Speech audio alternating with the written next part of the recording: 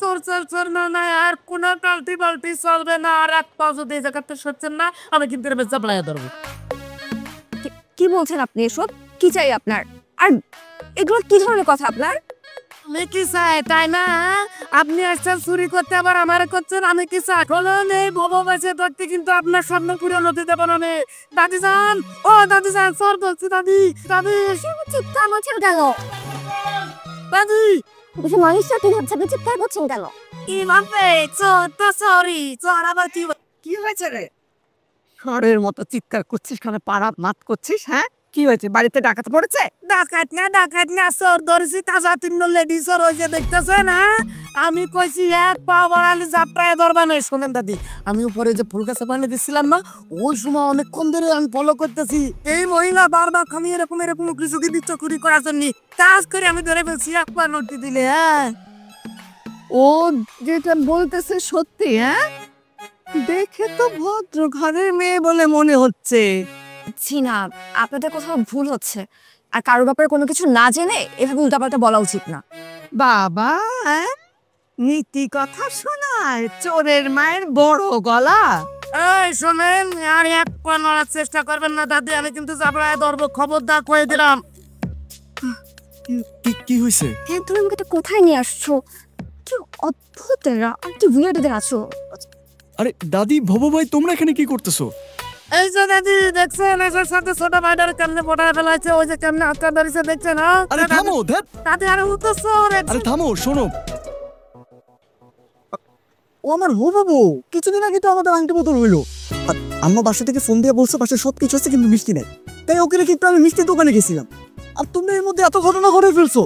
দাদি তুমিও দেখেছো কাণ্ড? হ্যাঁ, ওরে আমার কপাল রে, তোরে নিয়ে যা আমি কি করি? হ্যাঁ, মাপ চা কইতেছে, মাপ চা। ওই দেখি আসলে আমি না জানি না বুঝে করে ফেলাইছি। তুমি তো আমার ছোট বোনের মতো, তুমি আল্লাহ রাস্তা মানে মাফ করে দাও, আমার ভুল হয়ে গেছে।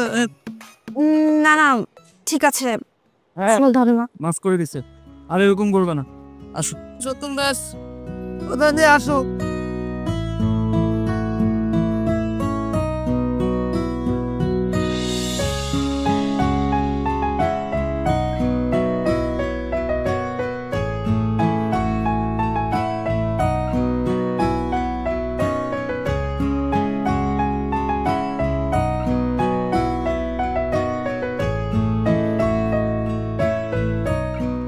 আসলে হয়েছে কি বৌমা, তোমাদের এনগেজমেন্টের সময় আমার আম্মা মানে রেহানের দাদি আর ওর বড় ভাই ভাবি সবাই গ্রামের বাড়িতে ছিল। আর ভব তো তোমাদের বিয়ে উপলক্ষে গতকালই এসেছে। তবে আমি যেটা বলবো যে ভব যেটা করেছে সেটা চরম অন্যায় করেছে। আর আম্মাও তোমাকে চিনতে পারেননি, তুমি কিছু মনে করো না মা। আমি তো কইছি ছোট বোন যদি আমার ক্ষমা না করে আমি এক ফুটা দানা পানি মুখে দিব না। তাছাড়া তুমি তো আমার ছোট বোনের মতো, আমার ক্ষমা করে দাও না। ও দাদি যান, দেখছো কোনো কথা করছে না। চাচা যান, আপনি কিছু কর না কে? হ্যাঁ শোনো, হাজার আমি তোমার বড় বার মতো না, আমার ক্ষমা করে দাও। তুমি যদি আমার ক্ষমা না করো আমি নিশ্চিত আমার জান নামে মজা গাবে না, করে দিলাম। তুই চুপ কর, বেশি কথা বলিস তুই। আসলে কি হয়েছে না, খুব একটু বেশি কথা বলে। তুমি কিছু মনে করো না কেমন? আরে কিছু মনে করবে কেন? জুলি তো আমাদের পরিবারের সদস্য, আর ভবল তো আমাদের পরিবারের একজন। সেম ঘটনা তো লিমার সাথে ঘুরতে পারতো, ও কি কিছু মনে করতো? কি গো, মনে করতা? না, তা মনে করবো কেন? কিন্তু বাবু গাই একটু বেশি করে ফেলছে না। বাবু গাই, তুমি কাজটা কি করনি? দেখেছো কান্ন? হ্যাঁ, দুই বউয়ের কত মিল। হ্যাঁ, একজনের জন্য আরেকজনের কত টান। বুঝে গেছে যে এই পরিবারের গোড়া কোনখানে।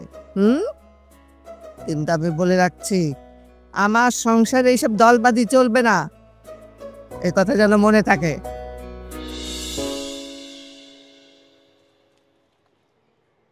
আচ্ছা নতুন বউ, ও তো তোমার কাছে মাপ চেয়েছে, ওকে মাপ করে দিলে কি হয়? হ্যাঁ, এরপরেও যদি ও এরকম ভুল করে, আমি বলছি ওকে আমি কঠিন শাস্তি দেব। ওকে সারা দিন রোদের মধ্যে কাঁধ ধরে দাঁড় করিয়ে রাখবো, ঠিক আছে? একদম ঠিক, একদম ঠিক, আপনার কথা আমি 100% একমত। না না, ঠিক আছে, ইটস ওকে।